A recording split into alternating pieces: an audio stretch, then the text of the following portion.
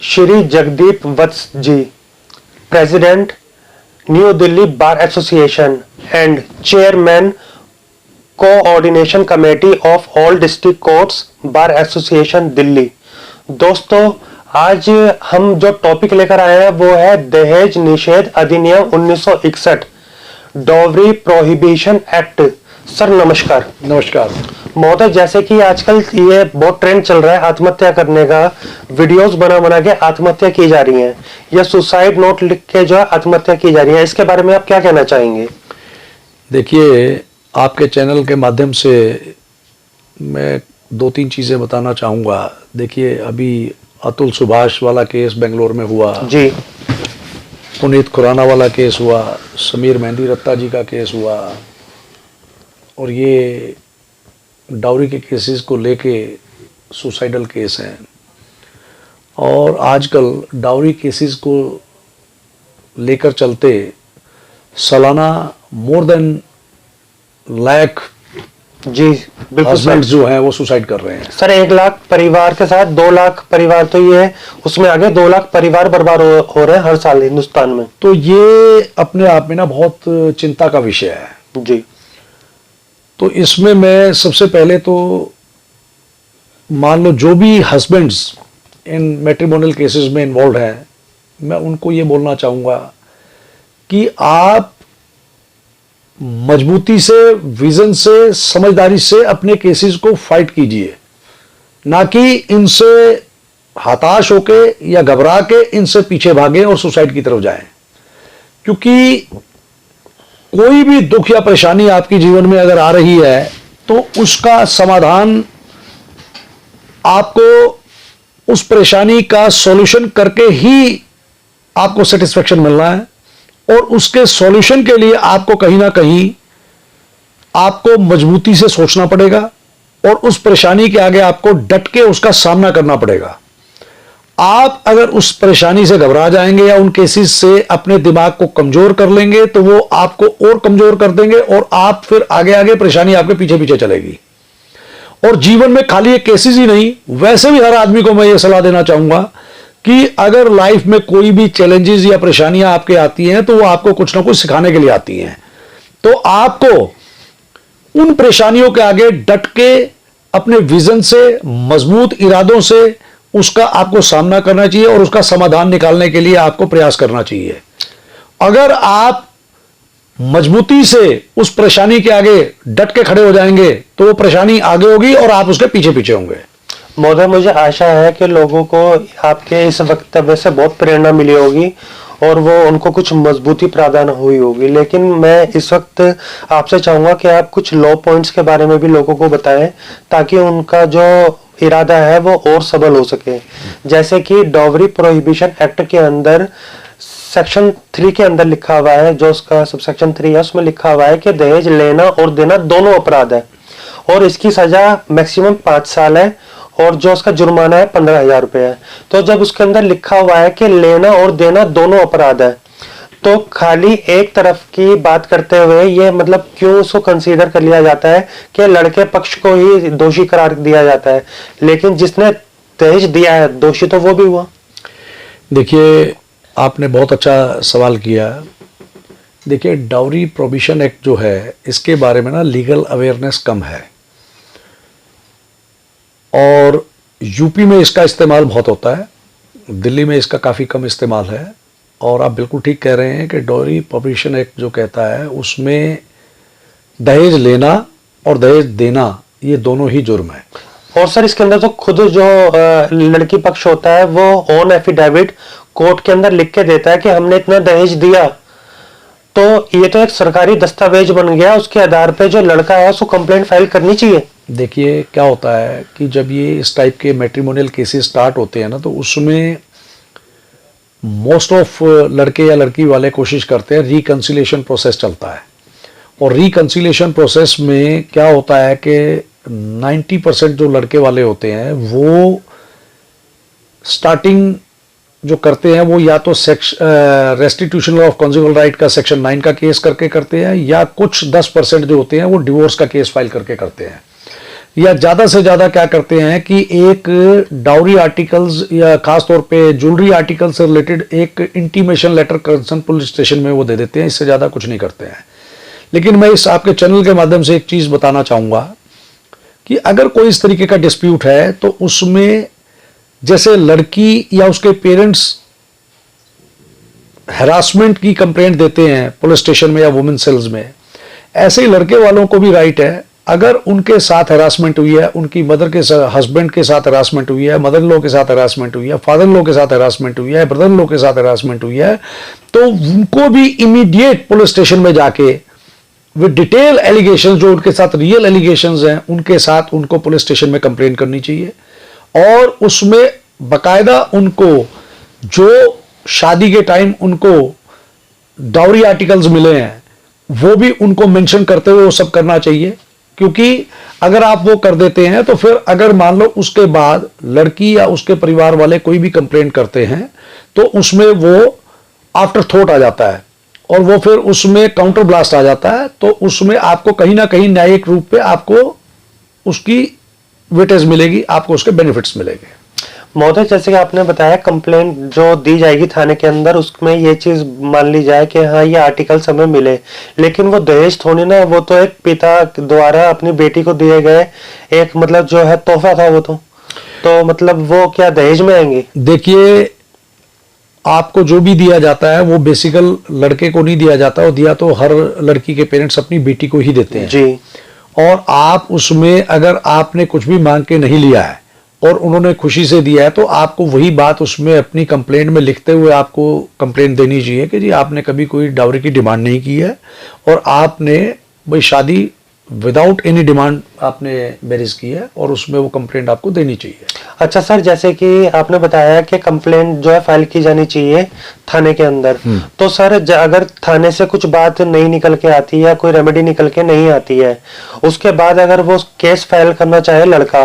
तो वो magistrate court में जाके फाइल करेगा सीधा या उसको पहले हायरार्की फॉलो करनी पड़ेगी? देखिए क्या होता है कि अगर आपने पुलिस स्टेशन में कंप्लेंट दे दी, रिटर्न में कंप्लेंट दे दी, उसकी आपने रिसीविंग ले ली और रिसीविंग लेने के बाद भी हफ्ता 10 दिन तक उस पर कोई एक्शन नहीं होता है, तो आप एक रिमाइंडर मतलब सीनियर पुलिस ऑफिसर्स को करेंगे, डीसीपी को या सीपी को आप कंप्लेंट करेंगे, और उसके बाद भी अगर नहीं होता है कुछ एक्शन तो फिर आपके पास 156(3) जो पुराने लॉज हैं उनके अकॉर्डिंगली और सेक्शन 200 में आप एक कंप्लेंट केस एमएम के पास फाइल कर सकते हैं, मजिस्ट्रेट कोर्ट में आप फाइल कर सकते हैं और उसमें आप अपनी बात रख सकते हैं और उसमें कोर्ट के जरिए आप उसमें डायरेक्शन करा के एफआईआर करा सकते हैं उनके खिलाफ। ओके महोदय, जो नेक्स्ट क्वेश्चन है वो हमारा ये वाला है, जब शादी होती है तो जो लिया या दिया जाता है, चाहे वो दहेज हो चाहे वो तोहफे हैं, उसकी लिस्ट बनाई जाती है रिटर्न में, ठीक है, तो उसमें जो लड़की पक्ष होता है और जो लड़का पक्ष होता है दोनों के सिग्नेचर लिए जाते हैं और जो वहां पे जो विटनेस होते हैं उनके भी सिग्नेचर लिए जाते हैं। यही वाली लिस्ट कोर्ट में मान्य होती है कि कौन से आर्टिकल लिए गए या दिए गए, लेकिन आजकल ऐसा देखा जाता है कि रफली बैठकर एक कागज पन्ने पे लिस्ट बना ली जाती है, बाद में जब कोर्ट कचहरी होती है उसी को सबमिट कर दिया जाता है। तो क्या सर वो सही है, ऐसी लिस्ट कोर्ट में मान्य होती है या नहीं? देखिए उसमें क्या होता है कि अगर शादी के टाइम पे दोनों पक्षों ने मिलकर लिस्ट बनाई हुई है और दोनों पार्टीज के साइन उस पे हुए हैं, विटनेसेस के भी साइन हुए हैं और उनकी दोनों पार्टीज के पास एक एक कॉपी है, तो फिर तो देखो इसमें कोई छेड़छाड़ नहीं हो सकती है। अगर दोनों पार्टीज के पास उसकी कॉपी नहीं है और उसकी कॉपी एक सिर्फ लड़की वालों के पास ही है तो फिर लड़की वाले उसमें फेरबदल कर सकते हैं। और लेकिन अगर आपने जैसे मैंने बताया कि लड़के वालों के साथ अगर मान लो हैरासमेंट हो रही है या उसकी फैमिली वालों के साथ लड़की की तरफ से और उसके फैमिली की तरफ से हैरासमेंट हो रही है और उन्होंने पहले जो कंप्लेंट दे रहे हैं कि भी उनको हैरास किया जा रहा है, उन्होंने हैरासमेंट से रिलेटेड कंप्लेंट दे रहे हैं, तो उसमें उनको ये भी जो भी उनको सामान लड़की के पेरेंट्स ने दिया है वो सारा उनको उसमें मेंशन कर देना चाहिए। मैंने आपको पहले बता दिया है, अगर आपने वो पहले ही उसमें मेंशन कर दिया है तो ये इस तरीके की लिस्ट से रिलेटेड कोई भी चीज जो है फेरबदल या उसमें चेंज वो कर ही नहीं सकते हैं। फिर सर जैसे कि लड़की पक्ष द्वारा एलिगेशंस लगा दिए जाते हैं कि मेरे साथ छेड़छाड़ हुई या मेरे साथ मारपीट हुई, मुझसे दहेज मांगा गया, मुझे भूखा रखा गया, उसमें लड़के के साथ साथ उसके घर वालों को रिश्तेदारों को घसीट लिया जाता है। तो सर जब थाने में जाते हैं और लड़के पक्ष द्वारा कहा जाता है कि ऐसा कुछ नहीं हुआ, तो जो थाने में से है वहां से नाम निकलवाना अपने पक्षकारों के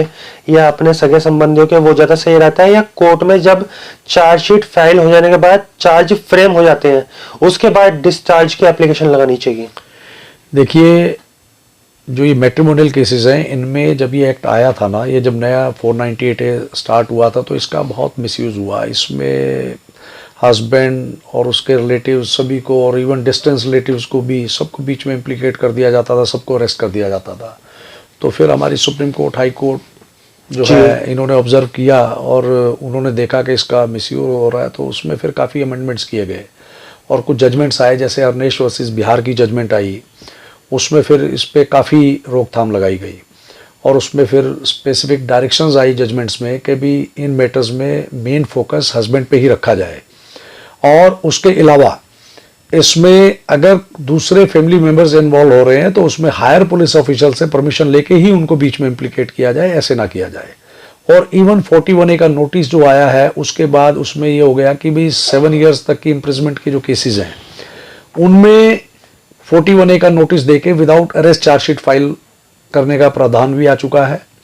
तो उसमें काफ़ी सहूलियत हुई है। और लेकिन आप जो डिस्चार्ज की बात कर रहे हैं उसमें देखिए, पुलिस जब चार्जशीट फाइल करती है तो उसमें जो कंप्लेंट लड़की ने फाइल की होती है, तो उसमें अगर